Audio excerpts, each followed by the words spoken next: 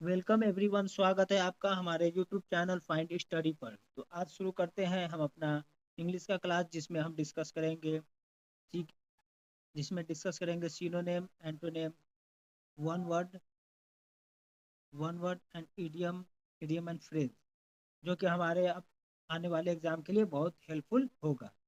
जिसमें हम trick use करेंगे सिनोनिम, उसके साथ ट्रिक भी बताऊंगा जो याद करने में बहुत आसानी होगी और हेल्पफुल होगा, जिसे हम एक बार में याद कर सकते हैं और अपने एग्जाम में को बेहतर बना सकते हैं। तो चलिए हम डिस्कस करते हैं हम अपने सिनोनिम को या फिर अपने क्वेश्चन को। तो एक नंबर क्वेश्चन है, मैं इसमें पांच पांच सेट कराऊंगा, जिसमें पांच सिनोनिम एंटोनिम होगा, पांच वन वर्ड, पांच इडियम होगा और पांच फ्रेजल वर्ब होगा। आज सबके साथ ट्रिक बताता चलूंगा, जिससे फ्यूचर में याद करने में आसानी होगा। तो हमारा एक नंबर ये है कि अबेट, अबेट का सिनोनिम क्या है। एक नंबर ये पूछ रहा है अबेट का सिनोनिम क्या है। तो अबेट का सिनोनिम हो गया लेसन। लेसन मीन्स होता है कम करना, लेसन मीन्स कम करना, यानी कि डिक्रीज। डिक्रीज इसका सिनोनिम हो गया और लेसन। ठीक है, तो ये दोनों दोनों हमारे एसएससी में और भी अदर में, D triple S B, EPFO, ऐसे कई एक एग्जाम में है, ये क्वेश्चन पूछा गया। तो अबेट का सिनोनिम लेसन और डिक्रीज दोनों हो गया। ठीक है, फिर हम नेक्स्ट चलते हैं। और इसका तो ये हो गया लेसन मीन्स कम करना, और इसका एंटोनिम हो गया, इसका एंटोनिम हो गया इंक्रीज, यानी कि लेसन मीन्स कम करना, तो ये हो गया डिक्रीज, और इसका एंटोनिम हो गया इंक्रीज, यानी कि बढ़ाना, या फिर राइज या एक्सपैंड। ये तीनों इसका एंटोनिम है, राइज, एक्सपैंड, इंक्रीज।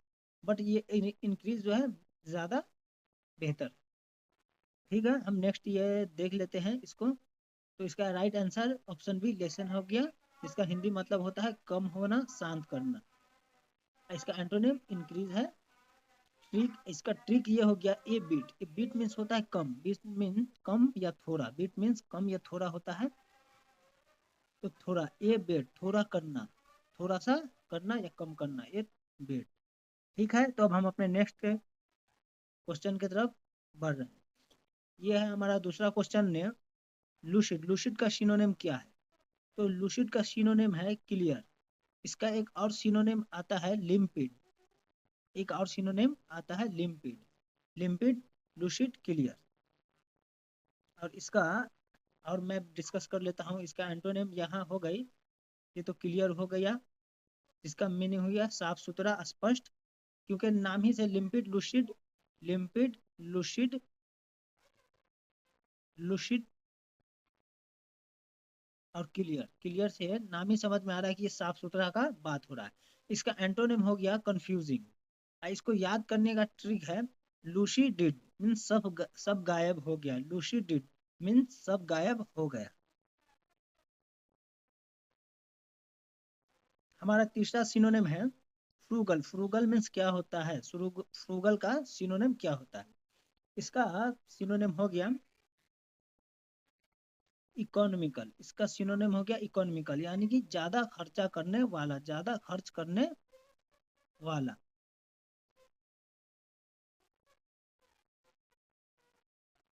ठीक है, तो ये इकोनॉमिकल हमारा ये हो गई, इकोनॉमिकल और फ्रूगल। फ्रूगल का सिनोनिम होगा इकोनॉमिकल। अब हम अपने इधर ये सिनोनिम का एंटोनिम देख लेते हैं। इकोनॉमिकल तो हो गई, इसका मतलब होता है किफायती। ठीक है, इसका एंटोनिम हो गया एक्स्ट्रा वजन। एक्स्ट्रा वजन यानी कि बहुत खर्चा करने वाला, एक्स्ट्रा वजन, वेस्टफुल यानी कि बहुत वेस्ट, कहीं पर भी वेस्ट करने लगता है, वेस्टफुल। ठीक है, और इसका ट्रिक, इसे फ्रूगल को याद करने का ट्रिक बता रहा हूँ कि फ्रूट गायल, यानी कि फ्रूट को खाकर पैसे बचाने वाला। जैसे कोई भी एस्पिरेंट होता है, वो थोड़ा सा खाता है, एस्पिरेंट थोड़ा सा खाकर अपना पैसा बचाता है, तो उसी तरह से ये याद रख सकते हैं।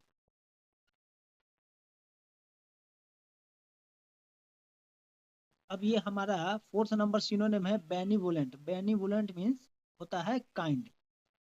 काइंड यानी कि बेनिवोलेंट का हिंदी अगर बात करें तो परोपकार करना, परोपकारी,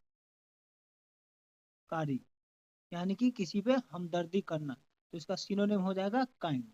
काइंड इसका सिनोनिम हो जाएगा। और इसका जब काइंड क्लियर हो गई कि सिनोनिम है, तो इसका एंटोनिम आप खुद याद कर सकते हैं, खुद आपको पता होना चाहिए, बट मैं इसको आपको क्लियर कर देता हूँ और दिखा देता हूँ। इसका बी राइट आंसर है काइंड। काइंड मीन्स दयालु।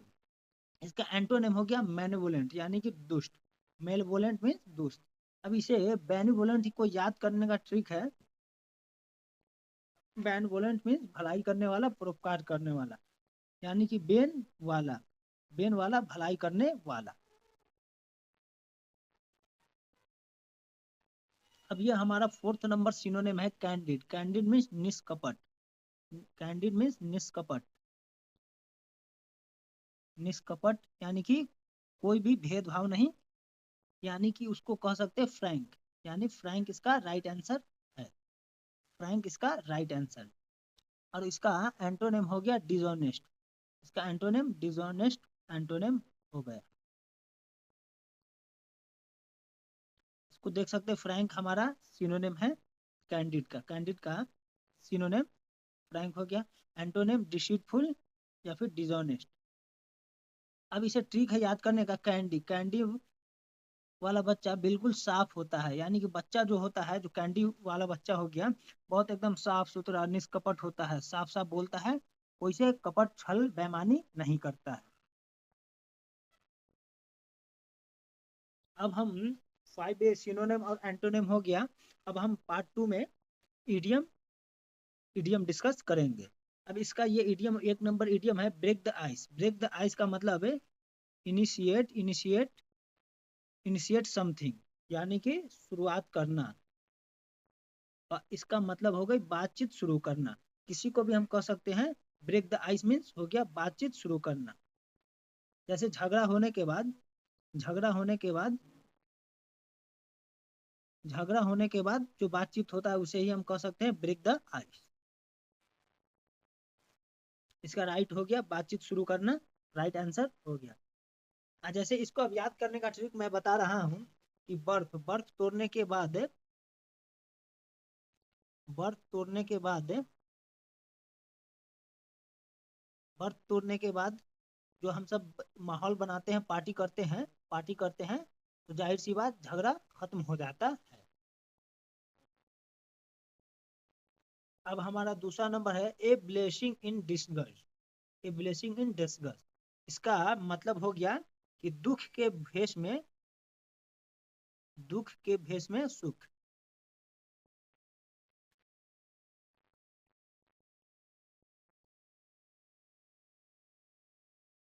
दुख के भेष में सुख, यानी कि छुपा हुआ फायदा, इसे हम कह सकते हैं। छुपा हुआ फायदा, ये राइट हमारा आंसर हो गया। अब इसे याद करने का ट्रिक है डिस्गस्ट। डिस्गस्ट मीन भेष, यानी कि छुपा हुआ, तो फायदे का भेष, इसको हम राइट आंसर और या फिर ट्रिक से याद कर सकते हैं। हमारा नेक्स्ट है once in a blue moon. इसे इसे याद करने का मतलब, once in a blue moon यानी कि कभी कभार, कभार कभी कभार, यानी कि रियरली, रियरली कहीं जाने वाला, रियरली जाने वाला। ठीक है, once in a blue moon यानी कि बहुत कम कहीं भी। जैसे पार्टी में, जैसे राम जो है बहुत, राम किसी पार्टी में बहुत कम जाता है, once in a blue moon. ठीक है, इसे हम ये कह सकते हैं,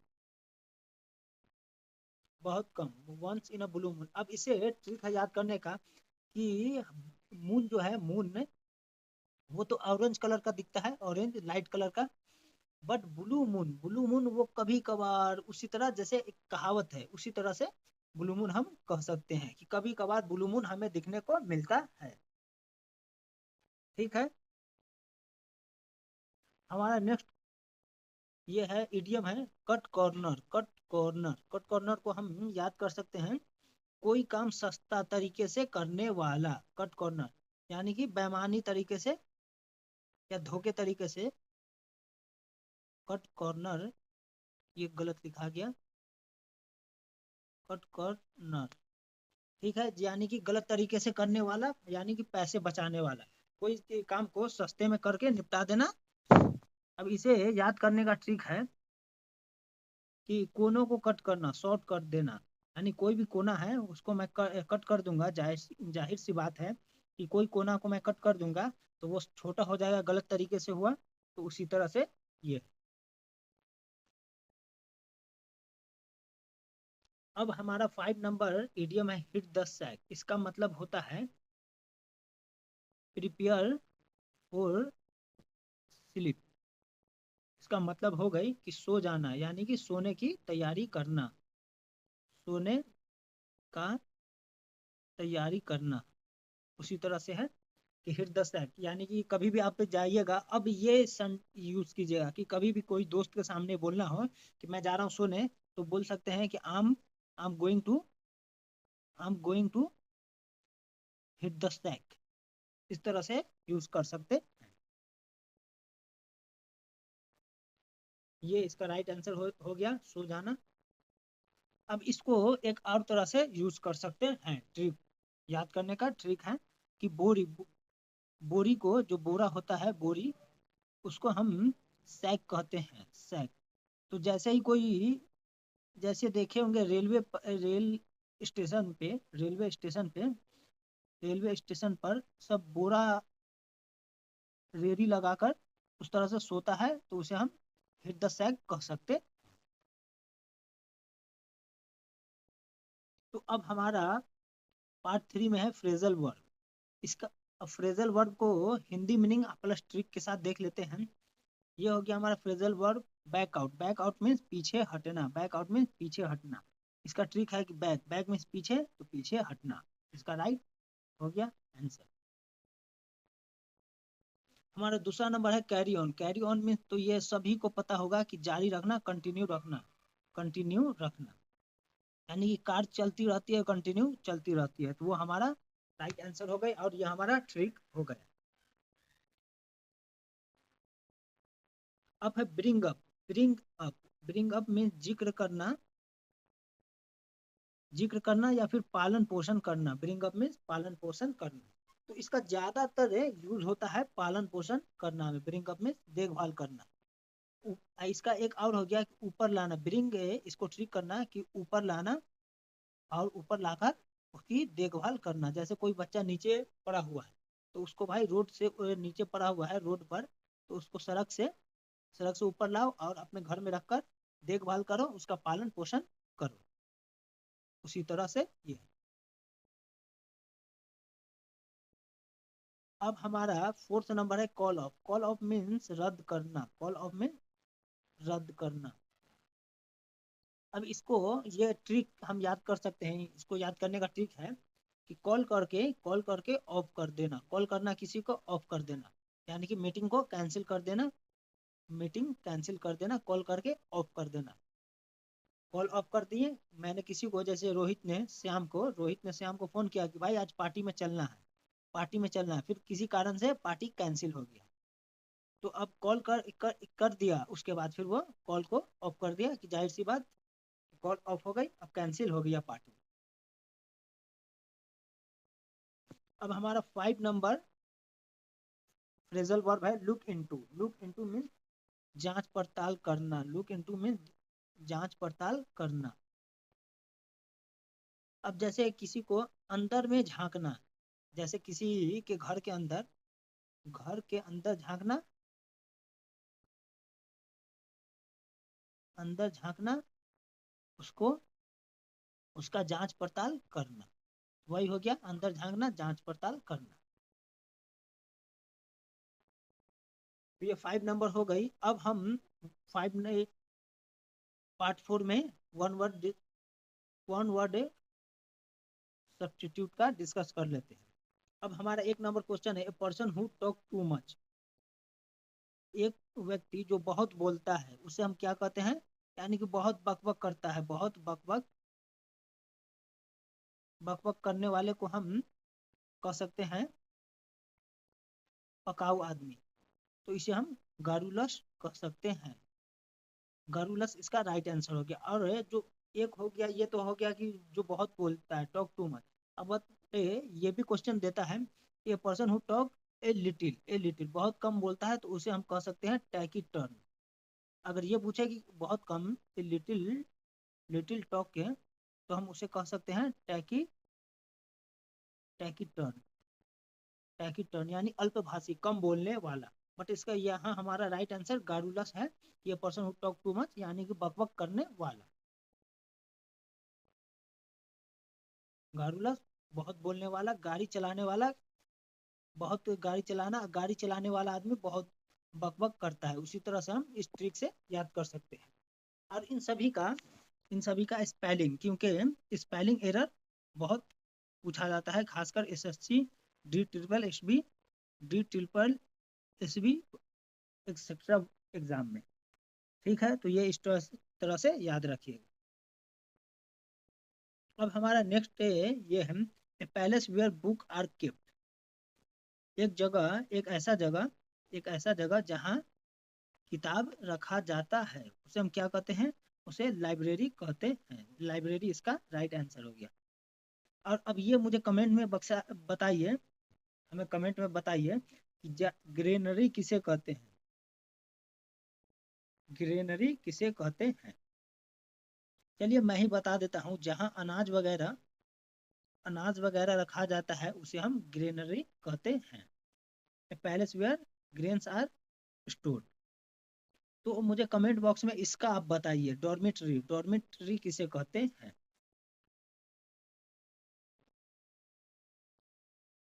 तो ये लाइब्रेरी, इसका मैंने बता दिया कि लाइब्रेरी इसका राइट आंसर है। अब इसे याद करने का ट्रिक है कि लाइफ लाइफ में जीवन होता है, रेरी मतलब रखना, जीवन को सीखने का स्थान। जीवन को सीखने का स्थान को हम लाइब्रेरी कहते हैं। ठीक है, हमारा तीसरा नंबर वन वर्ड है, one who doesn't believe in God. एक व्यक्ति जो गॉड में विश्वास नहीं रखता है उसे हम नास्तिक नास्तिक कहते हैं। तो इसका राइट आंसर हो गया अथेस्ट। अथेस्ट इसका राइट आंसर हो गया। और ये भी पूछता है, हमारे बहुत एग्जाम में पूछता है कि a person who believe in God है। अगर बिलीव इन गॉड पूछे तो हम इसे थेस्ट कह सकते हैं। थेस्ट कह सकते हैं नहीं, थेस्ट कहते हैं। तो थेस्ट मीन्स हो गया जो पर्सन गॉड में विश्वास रखे उसे थेस्ट कहते हैं, और उसके आगे ए लगा देने से अथेस्ट। जो विश्वास नहीं करता है गॉड में उसे हम अथेस्ट कहते हैं। तो इसका अथेस्ट इसका राइट आंसर हो जाएगा। अगौनी नहीं, अगौनी को कट कर देता हूँ। अथेस्ट हमारा यहाँ राइट आंसर है। ठीक है, अब हम अपने नेक्स्ट क्वेश्चन, अथेस्ट, नास्तिक, atheist, a person no god believer, वही हो गई। ठीक है, हमारा फोर्थ नंबर वन वर्ड है, a speech deliver without preparation. यानी कि बिना किसी तैयारी के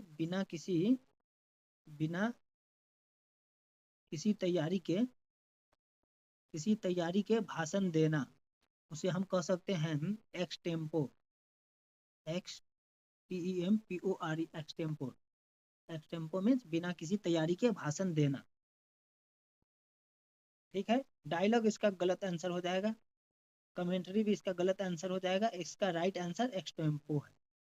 ठीक है, एक्सटेम्पो बिना किसी तैयारी के भाषण देना, समय के बिना तैयारी करना, एक्स टेम्पो। अब हमारा 5 नंबर और लास्ट लास्ट वन वर्ड है हमारा, a person who right dictionary. एक पर्सन जो डिक्शनरी लिखता हो। ये बायोग्राफर तो गलत है, बायोग्राफर नहीं होगा। ये पर्सन राइट हिज ऑटोबायोग्राफी उसे कहते हैं बायोग्राफर। जो बायोग्राफी लिखता हो उसे बायोग्राफर कहते हैं, बट ये नहीं। ड्रामाटिस्ट तो हो गया जो ड्रामा लिखता हो, ड्रामा करता हो, तो ये गलत है। ये गलत है, तो ये हमारा लेक्सिकोग्राफर राइट आंसर हो गया। A person who compile dictionary of word, इसे कह सकते हैं लेक्सिकोग्राफर। अब इसको हम डिस्कस कर लेते हैं। लेक्सिकोग्राफर शब्द लिखने वाला। A person a person who compile dictionary of word, lexicographer. ठीक है, तो ये हमारा राइट आंसर हो गया। अब नेक्स्ट क्वेश्चन, तो ये हमारा लास्ट वीडियो था, तो जिसमें हमने डिस्कस किया 5 one word, 5 one word, 5 idiom, 5 idiom and 5 synonym and antonym और 5 फ्रेजल वर्ड। तो अगर वीडियो अच्छी लगी हो तो वीडियो को लाइक करें और चैनल को सब्सक्राइब करें। तो ठीक है, मिलते हैं हम फिर नेक्स्ट क्वेश्चन में इसी तरह ट्रिक के साथ जो हमारे हमेशा एग्जाम में पूछे जाने वाले हैं। ठीक है, तब तक के मिलते हैं। जय हिंद, जय भारत।